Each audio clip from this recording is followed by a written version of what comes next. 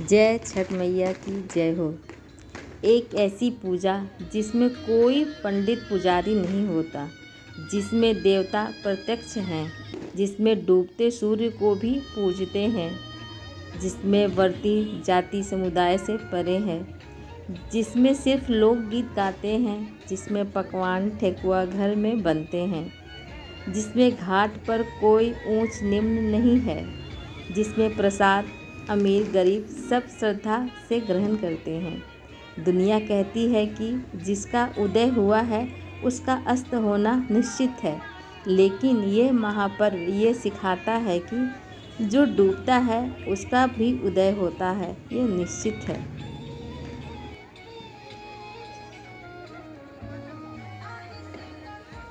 जय छठी मैया।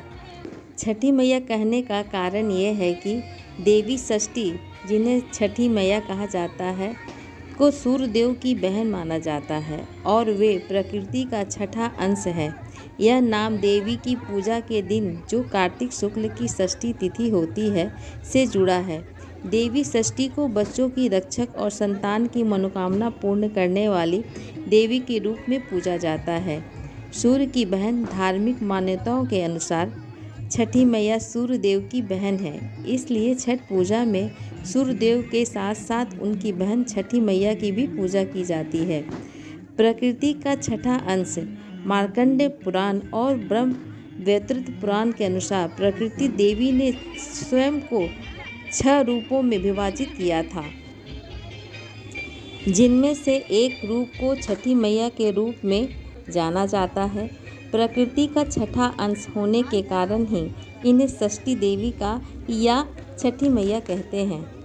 छठी तिथि यह पूजा कार्तिक मास के शुक्ल पक्ष की षष्ठी तिथि को की जाती है। इसी तिथि के नाम पर देवी का नाम छठी पड़ा है और इसी दिन इनकी पूजा की जाती है। बच्चों की रक्षक देवी षष्ठी को नवजात शिशुओं की रक्षा करने वाली देवी माना जाता है, इसलिए संतान प्राप्ति और बच्चों के स्वास्थ्य के लिए इनकी पूजा की जाती है। सूर्यदेव की बहन छठी माता है।